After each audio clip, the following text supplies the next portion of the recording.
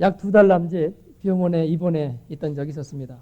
다리를 수술해서 그동안 걸을 수가 없었는데 어떤 분은 교통사고를 당해가지고 1년이 넘도록 걷지를 못하고 있는 그런 분을 보았습니다.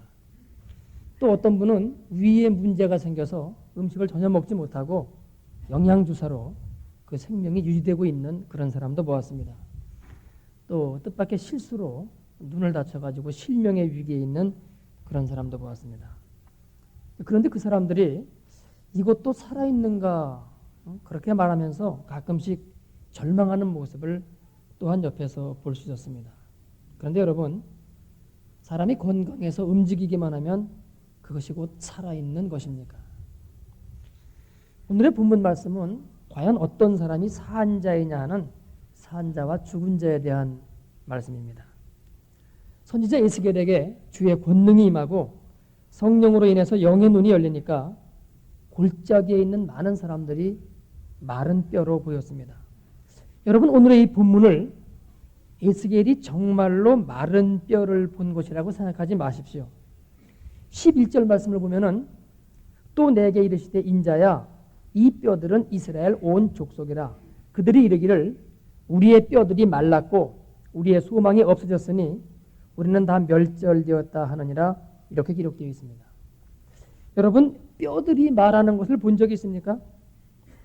그런데 이들은 말하고 있습니다. 뿐만 아니라 이 뼈들은 이스라엘 온 족속이라고 지금 분명하게 기록되어 있습니다. 따라서 지금 에스겔이 보고 있는 것은 실제 뼈다구가 아닙니다.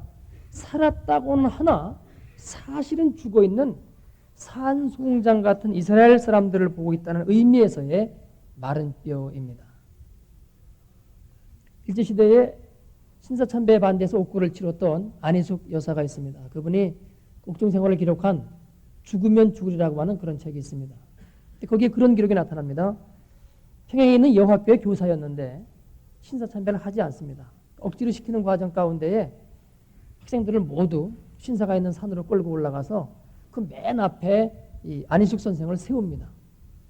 평소 신사참배를 하지 않기 때문에 많은 학생들이 그를 따르고 있었는데 고의적이죠. 맨 앞에 세우고 네가 이래도 안 하겠느냐 하는 거죠. 모두 차려시키고 격려를 시키는데 그 맨 앞에서 고개를 숙이지 않습니다. 그래서 경찰서에 붙들려 가게 되고 어려움을 당하게 됩니다.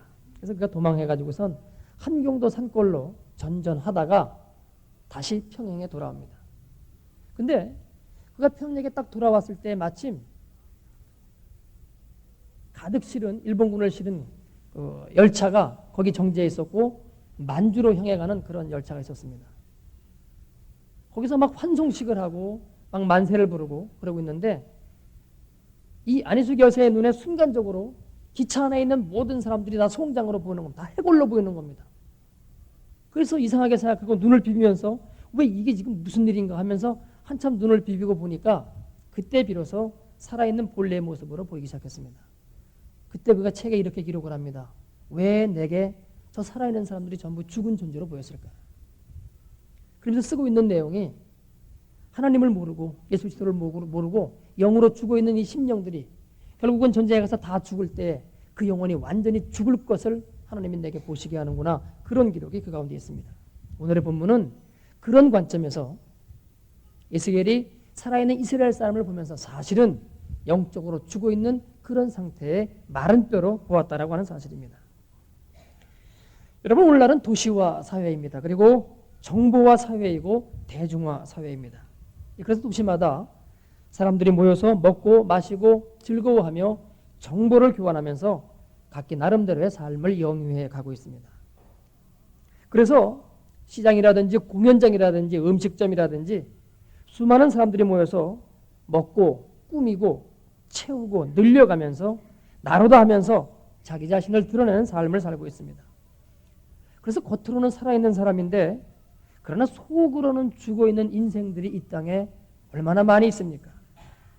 세상의 악 속에 거하면서 온갖 잘못된 삶을 살아가고 있는 사람들을 우리가 살아있는 사람이라고 할 수 있겠습니까? 그런데 여러분, 세상이 악한 것에 대해서는 이미 우리가 다 알고 있는 사실입니다. 세상은 끊임없이 죄악을 향하여 나아가고 있기 때문입니다. 그것이 이 세상의 본질입니다. 그렇기 때문에 문제는 이 세상이 아닙니다. 소돔과 고모라가 멸망할 수밖에 없었던 이유를 생각해 보십시오. 그 죄악 때문이 아니라 의인 10명이 없었기 때문이었습니다. 지금 에이즈 환자가 늘어난다고 해서 여러분 세상이 멸망하는 것이 아닙니다. 성적인 타락이 앞으로 점점 더 극심해질 것입니다만은 그래도 세상은 그 죄악 때문에 망하는 것이 아니라 의인이 없는 것 때문에 심판을 받습니다. 자식이 부모를 죽이는 패역한 죄악이 만연한다고 하더라도 하나님의 관심은 그 죄악에 있는 것이 아니라 이 시대를 구원할 수 있는 의인 10명에게 있습니다. 왜냐하면 이들의 눈이 떠져 있는 한 이 죄악된 세상에 소망이 있기 때문입니다. 하나님은 그들을 통해서 죽은 자들을 살려낼 것이기 때문입니다. 그래서 지금 하나님이 에스겔에게 묻고 있는 말씀이 무엇입니까? 인자야, 이 뼈들이 능히 살겠느냐 하고 물으십니다. 이때 에스겔의 대답이 무엇입니까? 주 여호와여, 주께서 아시나이다. 이 대답은 어떤 의미가 있습니까? 하나님만이 하실 수 있다는 것입니다. 그렇습니다. 죽은 자를 살리는 일은 하나님만이 하실 수 있습니다. 우리의 생명은 오직 하나님에게 속해 있기 때문입니다. 그래서 우리의 이 생명은 하나님의 말씀으로만 살아납니다. 그래서 4절로 5절의 말씀을 보면은 하나님이 에스겔에게 이렇게 말씀하십니다. 또 내게 이르시되 너는 이 모든 뼈에게 대언하여 이르기를 너희 마른 뼈들아 여호와의 말씀을 들을지어다. 주 여호와께서 이 뼈들에게 말씀하시기를 내가 생기로 너희에게 들어가게 하리니 너희가 살리라. 죽은 영혼이 살아날 수 있는 방법은 하나님의 말씀을 통하여서입니다. 말씀 밖에는 죽은 자가 살아날 수 있는 방법이 없습니다. 왜냐하면 하나님의 말씀 자체에 생명이 있어서 지금도 그 하나님의 말씀이 죽은 자를 살리고 있기 때문입니다. 그래서 예수님은 요한복음 5장 25절에서 말씀하셨습니다. 죽은 자들이 하나님의 음성을 들을 때가 오나니 곧 이때라. 듣는 자는 살아나리라.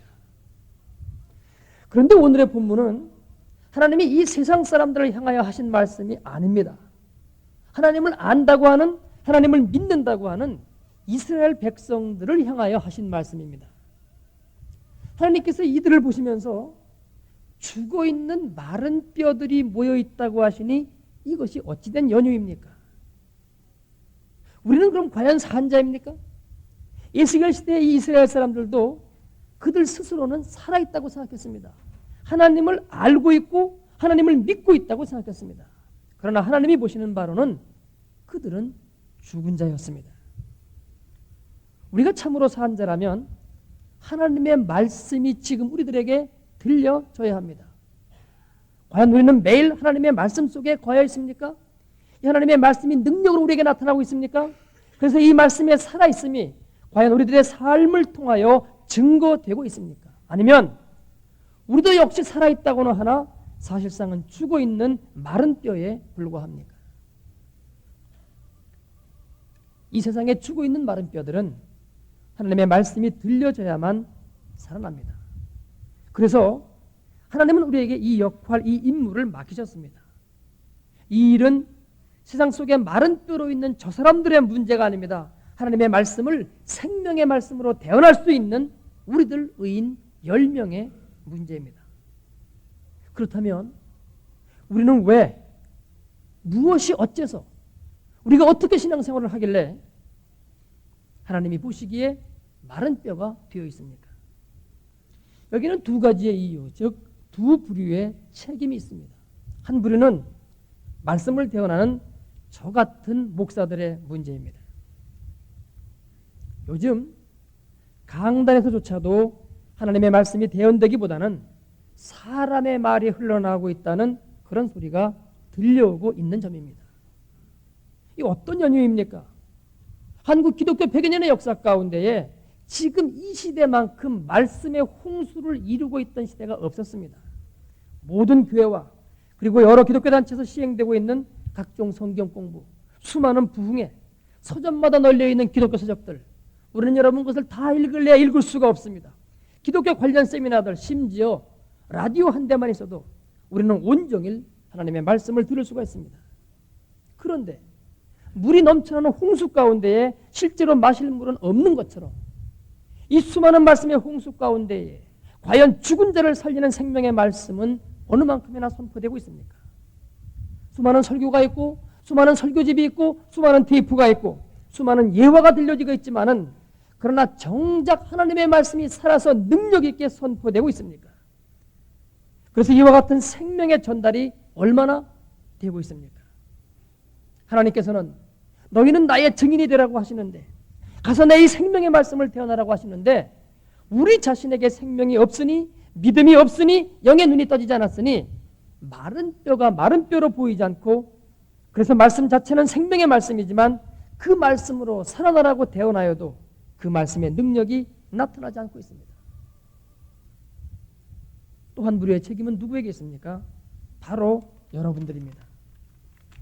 지금 우리는 하나님의 말씀에 실제로 순종하는 대신 순종해야 한다고 하는 그 사실만을 되뇌이고 있는 것은 아닙니까? 실제로 사랑해보는 것이 아니라 사랑이란 무엇이냐 하며 사랑에 대하여 연구하고 있는 것은 아닙니까? 하나님의 말씀을 정말로 믿으면 그 말씀대로 이루어지는데 우리는 믿지는 않고 그 믿음에 대해서만 말하고 있는 것은 아닙니까? 목이 타들어가는 사람에게 실제로 필요한 것은 시원한 냉수 한 사발 그 자체이지 냉수를 마시면 시원하다는 이치를 가르쳐주는 것이 아닙니다. 사흘 굶은 사람에게 필요한 것은 밥 한 그릇과 국 한 대접이지 요리는 이렇게 만드는 것이며 이렇게 만들면 더 맛이 좋고 영양가가 풍부하다고 하는 요리에 관한 풍성한 지식이 결코 아닙니다. 실체를 접하면은 모든 내용들을 자동적으로 알게 됩니다. 지금 말씀이 풍성한 이 시대에 정말로 필요한 것은 아이러니컬하게도 말씀 자체입니다. 기술과 기교로서의 말씀, 지식과 재능으로서의 말씀, 이치와 원리로 잘 포장된 그런 말씀이 아니라 하나님의 말씀 그 자체가 들려져야 한다는 것입니다.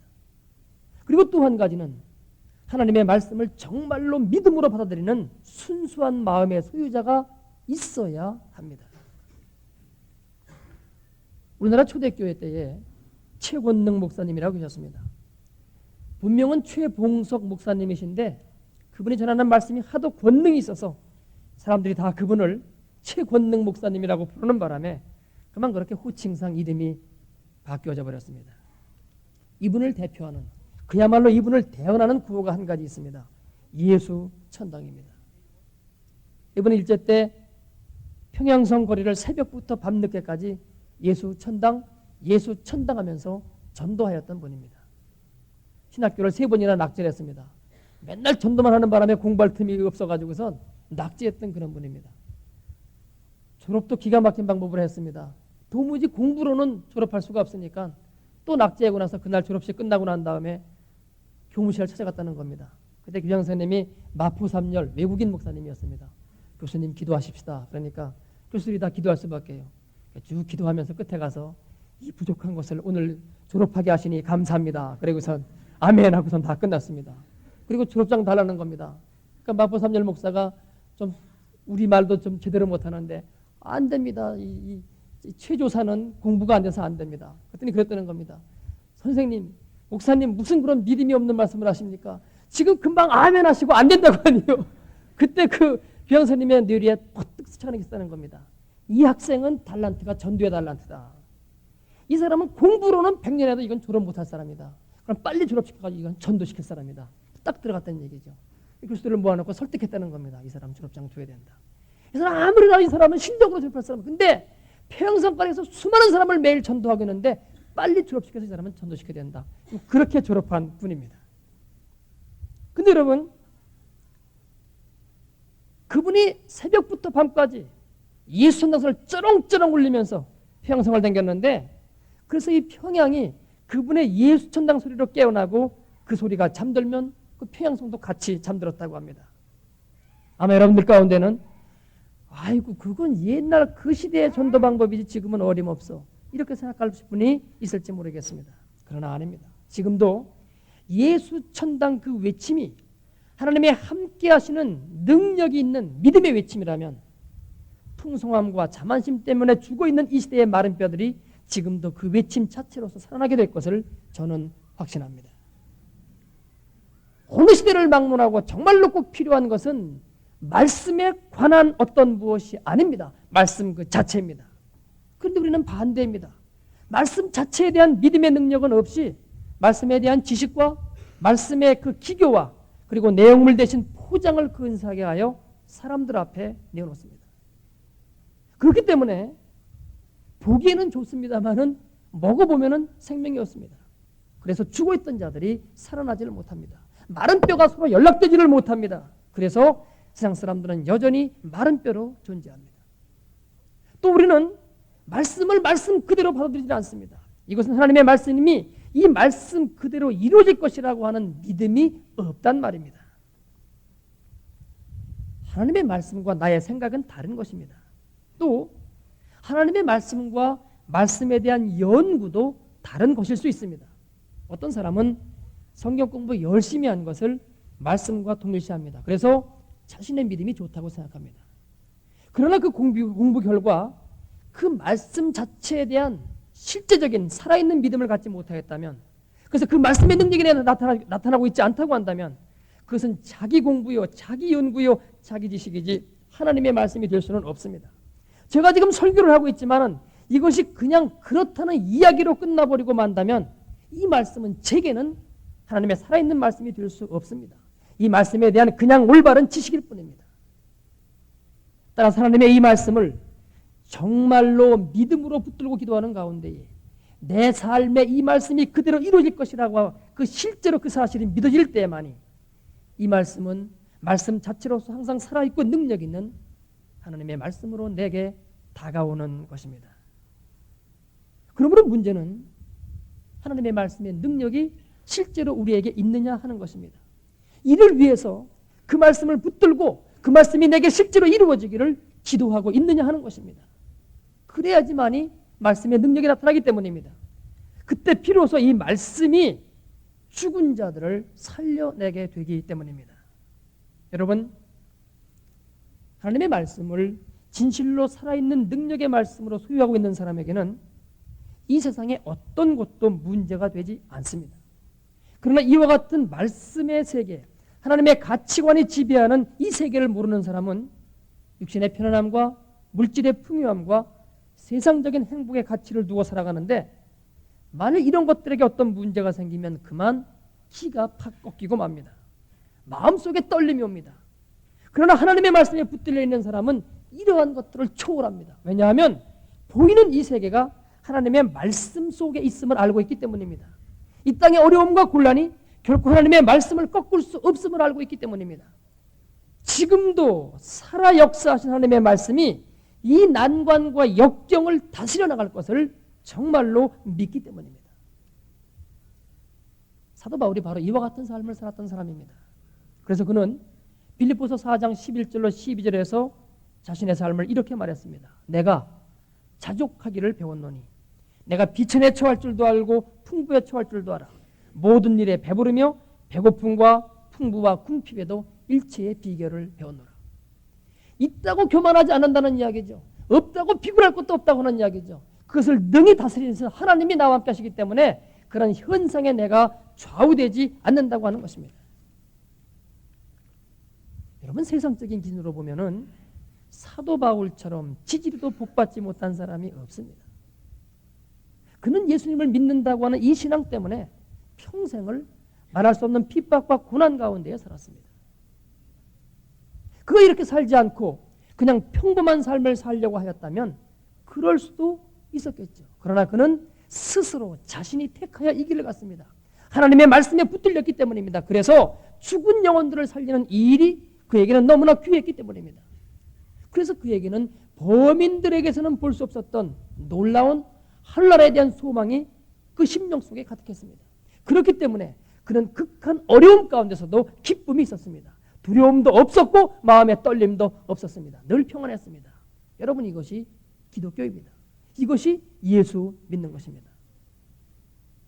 그런데 이러한 것은 없이 그냥 교회에만 나오는 사람들 가리켜 오늘의 본문 말씀은 마른 뼈라고 하고 있는 것입니다.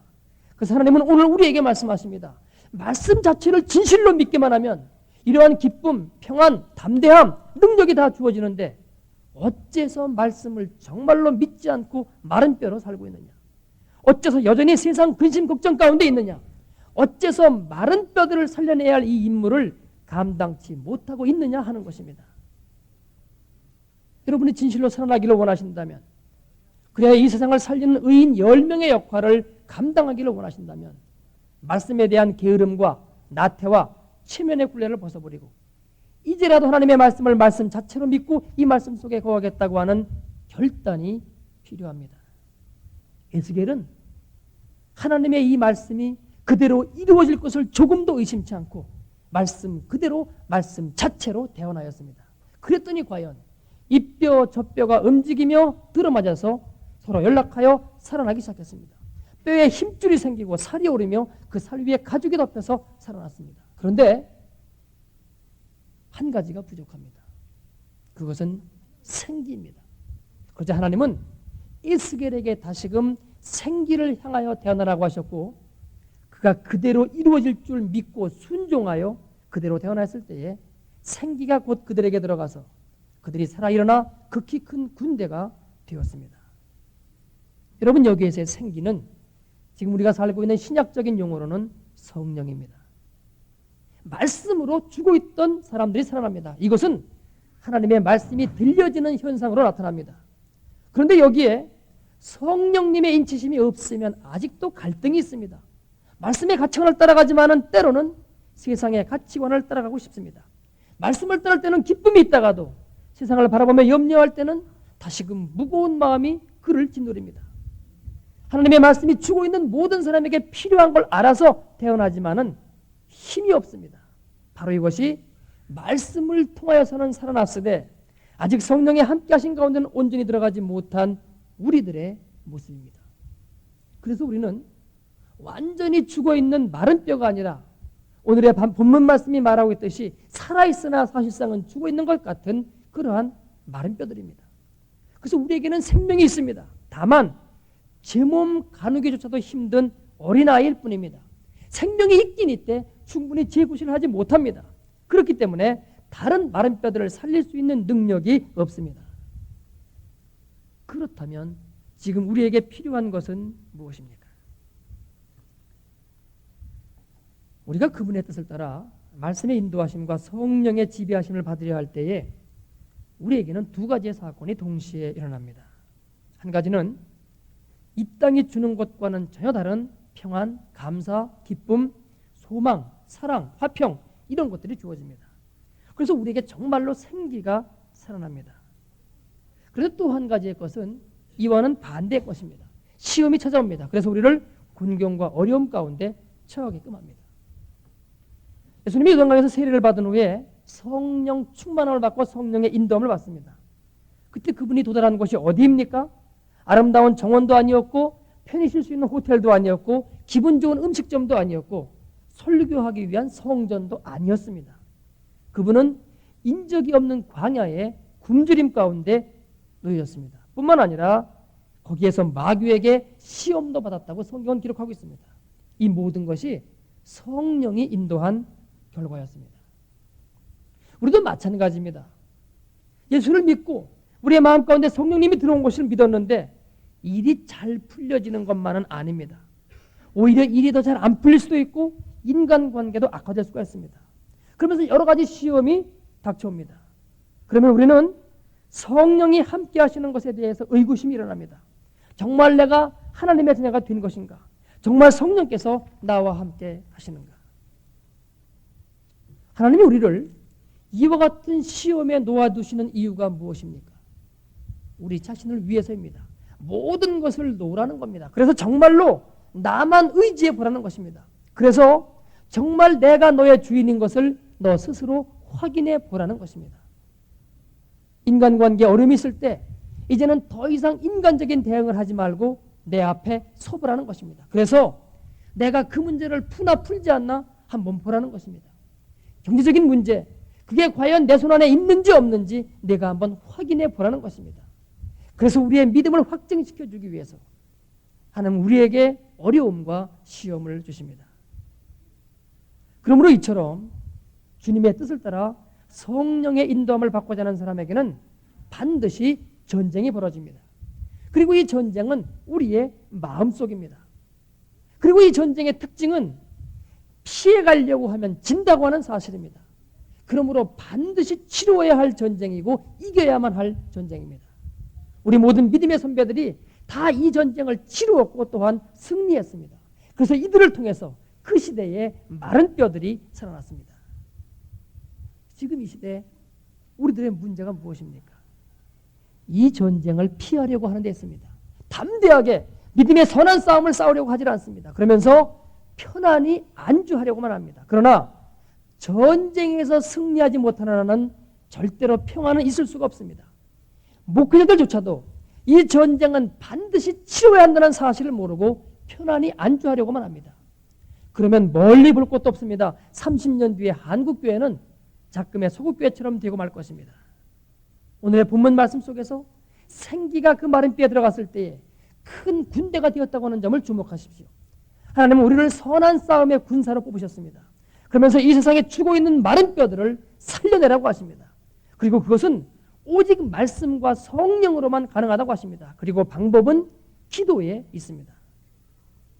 우리는 다음 주일을 북한교회 재건주일로 지키게 됩니다.